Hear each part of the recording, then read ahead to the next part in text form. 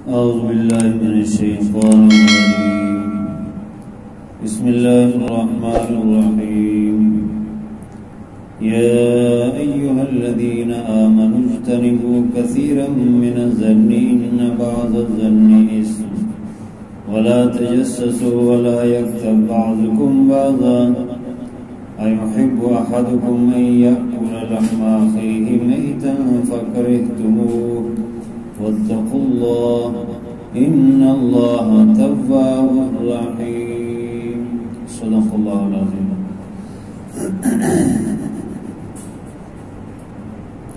گزشتہ آیات میں یہ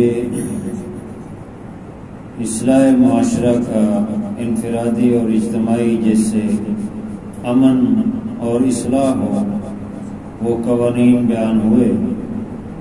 ان میں سے ایک یہ تھا کوئی بھی قوم یا عورتوں سے مردوں کے ساتھ تمسخر نہ کرے، اس سے ذلت اور تحقیر مقصود ہو، اور اسی طرح ان کو عیب نہ لگاؤ اور برے القابات اور نام سے نہ پکارو. ایمان کے بعد یہ بہت بری بات ہے، اور اگر ان گناہوں سے توبہ نہیں کرتے تو یہ ظالم ہوں گے لوگ. یہ 8 قوانین پیچھے گزر گئے سورت میں. اب یہاں 9واں قانون بیان ہو رہا ہے کہ یا ایھا الذین آمنوا اجتنبوا کثیرا من الظن.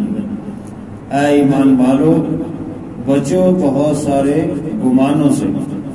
ان بعض الظن اسم، بے شک بعض گمان گناہ ہے. بدگمانی جو ہے وہ جائز نہیں ہے، اور اللہ تعالیٰ کے ساتھ یا انسانوں کے ساتھ بدگمانی جائز نہیں. اللہ تعالیٰ کے ساتھ بدگمانی حرام ہے.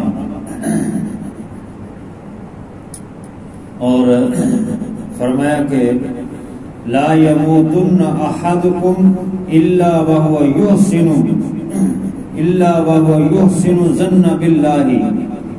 تم میں سے کوئی ایک نہ مرے مگر یہ کہ وہ اللہ تعالیٰ کے ساتھ اچھا گمان رکھتا. تو اللہ تعالیٰ کے ساتھ برا گمان رکھنا حرام ہے. اور حدیث قدسی بھی ہے، انا عند ظن عبدہ، میں اپنے بندے کے گمان کے مطابق اس کے ساتھ معاملہ کرتا ہوں. اگر وہ میرے متعلق اچھا گمان کرتا ہے تو اللہ تعالیٰ اس کے ساتھ اچھائی کا معاملہ کرتا ہے. اگر بندہ اللہ تعالیٰ کے ساتھ برا گمان کرتا ہے تو پھر اس پر اس کا وبال آتا ہے برا گمان کرنے والے پر. تو یہ گمان جو ہے ناجائز اور حرام ہے. اور ایک حدیث میں فرمایا گیا ہے کہ اکذب الحدیث، یعنی برا گمان جو ہے یہ باتوں میں سے بہت بڑی جھوٹ بات ہے. اس سے بچو، اس سے بچنے کا حکم دیا ہے. البتہ بعض ایسے گمان ہیں کہ وہ مباح ہیں، جیسے نماز پڑھتے ہوئے یہ گمان ہو گیا کہ میں نے 3 رکعتیں پڑھی ہیں یا 4 رکعتیں پڑھی ہیں. یہ اس کو اب اس میں وہ اپنے غالب گمان پر عمل کرے گا. اگر تو اس کا گمان یہ ہے کہ غالب گمان یہ ہے کہ 3 اس نے پڑھی ہیں تو پھر اس کے مطابق باقی نماز پوری کرے. اگر اس کا غالب گمان ہے کہ 4 اس نے پڑھی ہے تو اس کے مطابق نماز پوری کرے. تو یہ گمان جو یہاں نماز کے دوران ہوا ہے یہ مباح ہے، اور اس میں غالب گمان پر عمل کیا جائے گا. اسی طرح جن معاملات میں قرآن و حدیث یا صحابہ اکرام کا اجماع اور واضح نہیں ہے کوئی حکم، تو اس بارے میں محدثین اور فقہاء کرام جو ہے وہ گمان پیش کرتے ہیں اور اس پر عمل کیا جاتا ہے. تو اس طرح بعض گمان جو ہے وہ جائز. البتہ بدگمانی جو ہے وہ کرنا کسی کے متعلق بھی جو ہے وہ جائز نہیں ہے. گناہ اس کو کہا گیا ہے۔ اس لیے فرمایا کہ ایمان والو بے شک تم بہت سارے گمانوں سے بچو، یعنی وہ گمان جو بد گمان ہے، کیونکہ بعض گمان جو ہے وہ گناہ ہوتے ہیں، جیسے کہ عرض کیا وَلَا تَجَسَّسُوا، اور جاسوسی نہ کرو، تجسس نہ کرو، ٹو میں نہ لگو، اپنے مسلمان بھائیوں کے عیب تلاش نہ کرو، عیبوں کے ٹو میں نہ لگو، جاسوسی میں نہ رہو کہ اس کا کیا عیب ہے، اس کے اندر کیا خامی ہے، اس کے اندر کیا کمزوری ہے، ان کے عیبوں کو تلاش کرو۔ یہ بھی درست نہیں ہے کہ کسی کے عیب کو ظاہر کرنا یا کسی کے عیب کو ہاں البتہ جہاں پر جو ہے انصاف حاصل کرنا ہو اور ظلم سے بچنا ہو تو وہاں پر عیب ظاہر کرنا پڑتا ہے، تو وہاں پہ عیب ظاہر کیا جا سکتا ہے۔ عام حالت میں فرمایا کہ تم تو میں نہ لگو عیبوں کے تلاش میں، دوسروں کے عیب تلاش کرو، ایسا نہ کرو۔ تو یہ 10واں قانون ہے۔ اور 11واں قانون اصلاح، وَلَا يَغْتَبْ بَعْضُكُمْ بَعْضًا، اور نہ غیبت کرے تمہارا بعض کی، ایک دوسرے کی غیبت بھی نہ کرو، غیبت سے منع کیا گیا ہے۔ غیبت کیا ہے؟ غیبت کسے کہتے ہیں؟ حدیث شریف میں ہے، نبی پاک صلی اللہ علیہ وسلم نے فرمایا کہ تم اپنے مسلمان بھائی کے ایسے، یعنی اس کے اندر جو بات ہے کہ جو تم اس کے پس پشت کہو، ما یکرہ، جس کو وہ ناپسند کرے، ایسی بات جو ہے جو وہ ناپسند کرتا ہے اس کے پس پشت اور اس کے غائب ہونے کی صورت میں تم کہو، تو یہ غیبت ہے۔ تو صحابہ کرام نے پوچھا کہ اگر وہ بات، یعنی وہ عیب اس کے اندر موجود ہو تو آپ صلی اللہ علیہ وسلم فرمایا یہی غیبت ہے۔ اگر اس کے اندر وہ بات عیب موجود نہیں ہے اور پھر تم اس کے متعلق بات کہو تو یہ بہتان ہے، یہ غیبت سے بھی بڑا گناہ ہے، غیبت بھی بہت بڑا گناہ ہے، اور یہ بہتان جو ہے اس سے بھی بڑا گناہ ہے۔ اس لیے فرمایا اس سے بچو، غیبت سے جو ہے وہ بچو، غیبت کسی صورت میں بھی جائز نہیں ہے۔ معراج میں حضور صلی اللہ علیہ وسلم تشریف لے گئے تو وہاں آپ صلی اللہ علیہ وسلم نے دیکھا کہ چند لوگ، ان کے ناخن جو ہے وہ تانبے کے، اور وہ اپنے ناخنوں سے اپنے چہروں کو نوچ رہے ہیں۔ حضرت جبرائیل علیہ السلام سے حضور علیہ السلام نے پوچھا حیران ہو کے کہ یہ کون لوگ ہیں؟ تو حضرت جبرائیل نے کہا هؤلاء الذین یأکلون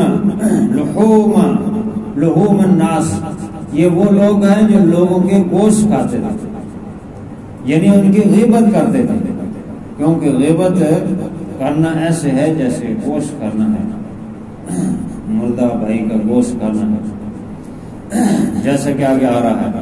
تو یہ بہت بڑا گناہ ہے، غیبت جو ہے اس سے منع کیا گیا ہے کہ کسی بھی بھائی کی اس کے اندر جو عیب موجود ہو وہ اس کے پسے اصلاح کی بات کرنا وہ اور ہے، اس کے لیے طریقہ شریعت نے بتایا۔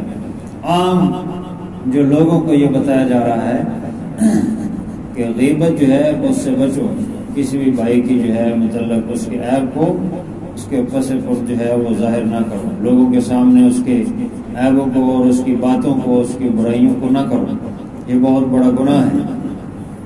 ہاں البتہ کہیں کوئی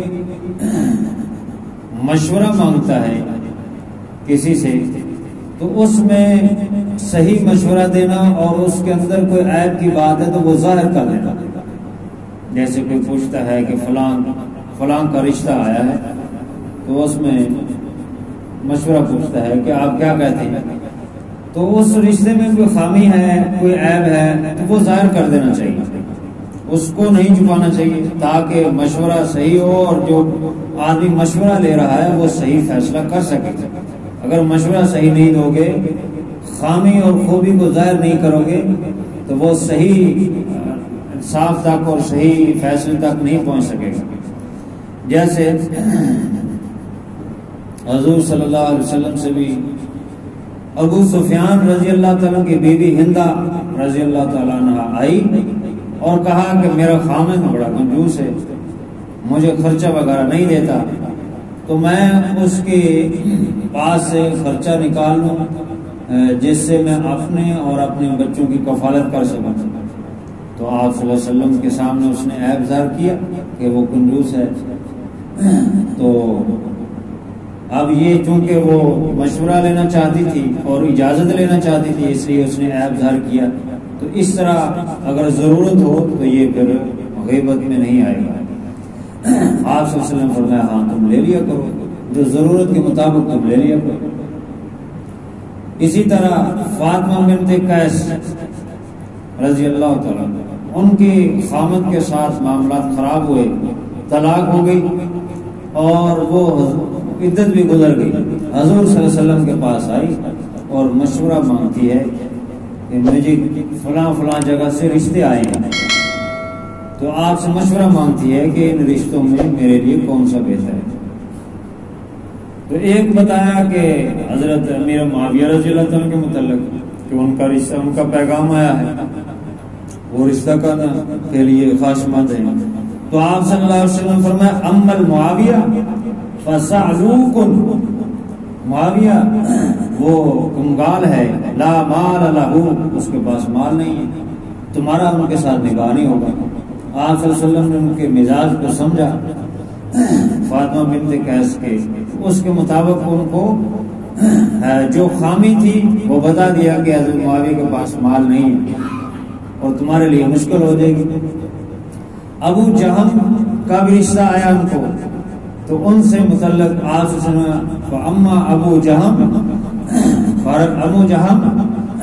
فلا یضع عصاہ علی عاتقہ، اس کا تو ڈنڈا ہر وقت اس کے کندھے پر رہتا ہے.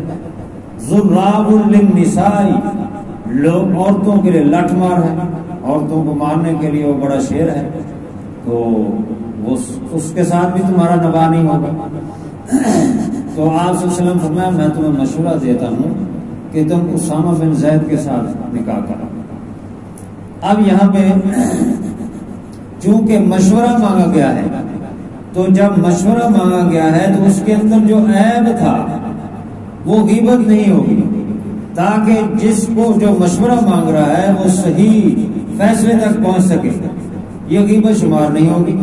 تو آپ صلی اللہ علیہ وسلم نے کہا کہ تم اسامہ بن زید سے کر لو، صحیح مشورہ دے دیا اور جہاں جہاں کو خرابی تھی وہ بتا دیا کہ اس رشتے میں یہ خرابی ہے، اس رشتے میں یہ خرابی ہے. اور حضرت اسامہ بن زید کا تھوڑا رنگ سانولا تھا، تو حضرت فاطمہ بنت قیس تھوڑا انہوں نے محسوس کیا کہ ان کا رنگ چونکہ تھوڑا ہے، لیکن حضور صلی اللہ علیہ وسلم کا مشورہ ہے تو نکاح کر لیے. اب بعد میں وہ کہتی ہے کہ یہ ہمارا رشتہ بڑا قابل رشک ہوا، جو آپ صلی اللہ علیہ وسلم مشورہ دیا تھا کہ ہماری اولاد بھی بہت خوبصورت تھی اور بہت ہی نیک تھی، اور میں پھر بار بار یہ سوچتی تھی کہ آپ صلی اللہ علیہ وسلم مجھے صحیح مشورہ دیا کہ اسامہ بن زید کے ساتھ نکاح کر.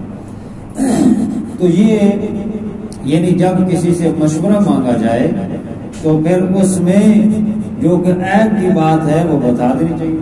اسی طرح کوئی مال کہیں پڑا ہے، تجارت تاجر لوگ ہیں، تو مال کے اندر کوئی عیب ہے تو اس کو بتا دینا چاہیے، چھپانا نہیں چاہیے. تو چاہے وہ ملازم ہے چاہے وہ مالک ہے، اس کو صحیح تاکہ جو خریدنے والا ہے.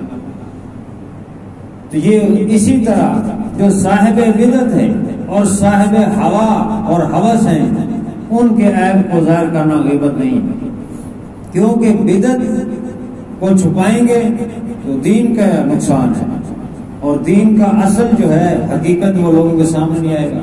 تو بدعتی کی بدعت کو ظاہر کرنا یہ بھی غیبت نہیں ہے.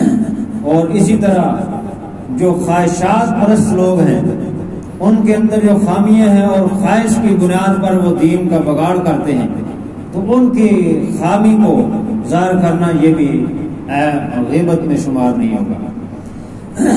اسی طرح دیگر کہیں ظلم ہو رہا ہے کسی پر تو اس ظلم سے بچنے کے لیے اور اس ظالم کے عیب کو ظاہر کرنا یہ بھی غیبت نہیں ہے، تاکہ لوگ اس ظالم کے ظلم سے بچ سکیں۔ عدالت کے اندر انصاف لینا ہے تو مد مقابل جو شخص ہے اس کی جو کوئی خامی ہے تاکہ انصاف حاصل کر سکے وہ ظاہر کرنا یہ بھی غیبت نہیں ہے، تو غیبت میں شمار نہیں ہوتا۔ بہرحال جو عام حالت ہے جو غیبت کی اس سے بچنے کا حکم دیا ہے کیونکہ یہ بڑا گناہ ہے۔ تو فرمایا کہ تمہارا بعض کا بعض کی غیبت نہ کرے۔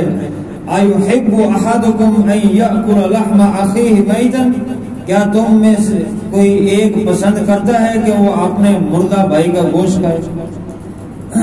انسان کا گوشت تو ہر حال میں حرام ہے، بامر مجبوری جب بندہ انتہائی مجبور ہو کچھ نہ کھانے کو ملے تو مردار کا گوشت بھی کھانے کو قرآن نے جو ہے جائز قرار دیا، لیکن اس حالت میں بھی انسان کا گوشت نہیں، کسی جانور مردار کا گوشت کھانا جائز ہے، انسان کا تب بھی نہیں۔ تو جب اس حالت میں بھی انسان کا گوشت نہیں جائز تو پھر فرمایا تم ایسے ہے غیبت کرنے والا جیسے اپنے مردہ بھائی کا گوشت کھانا جو کسی حالت میں جائز نہیں ہے۔ فَكَرِهْتُمُوهُ، تم اس کو ناپسند کرو گے۔